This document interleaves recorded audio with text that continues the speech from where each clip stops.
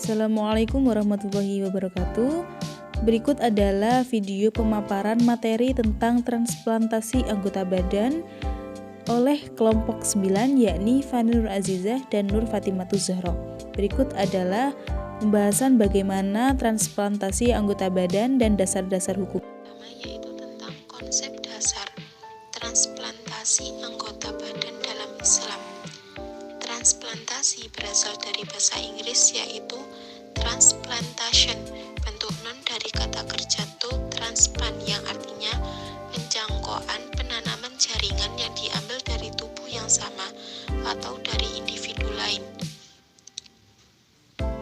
Transplantasi menurut istilah kedokteran berarti tindakan medis untuk memindahkan organ atau jaringan tubuh manusia ke manusia yang lain atau tubuhnya sendiri.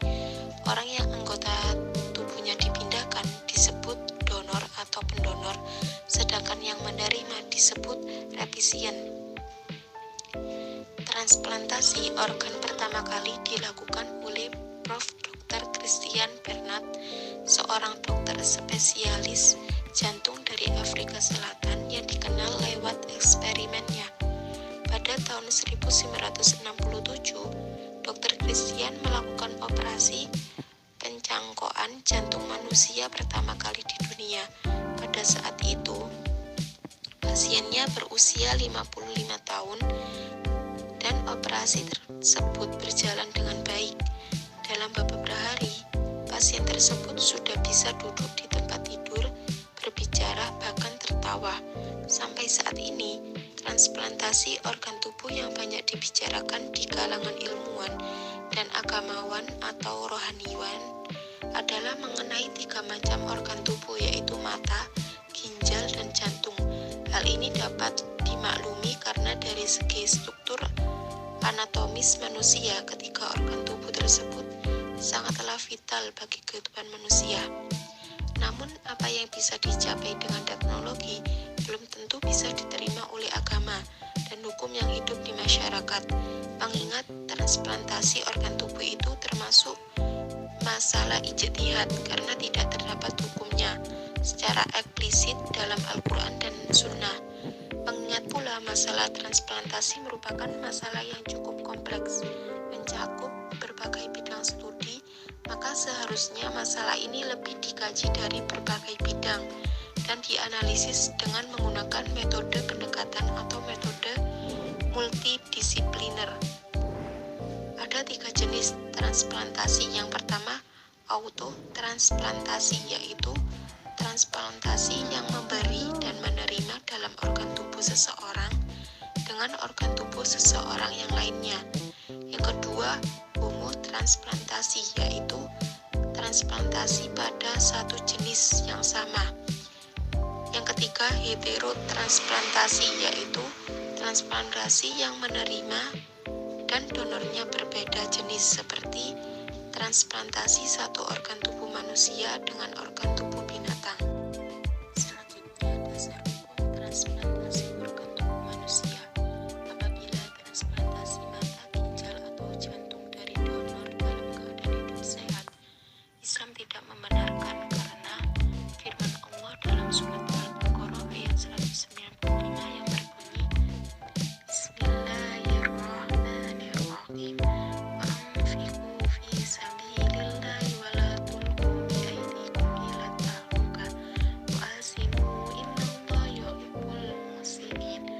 Artinya, dan infakkanlah hartamu di jalan Allah, dan janganlah kamu jatuhkan diri sendiri ke dalam kebinasaan dengan tangan sendiri, dan berbuat baiklah, sungguh Allah menyukai orang-orang yang berbuat baik.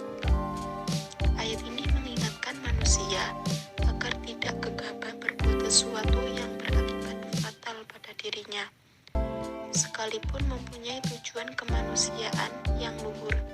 Misalnya, seorang menyumbangkan sebuah matanya atau sebuah ginjalnya kepada orang lain yang buta atau tidak berfungsi ginjalnya, sebab selain ia mengubah ciptaan Allah yang membuat mata dan ginjalnya berpasangan, juga ia menghadapi resiko sewaktu-waktu mengalami tidak normalnya atau tidak berfungsinya mata atau ginjalnya yang tinggal sebuah itu.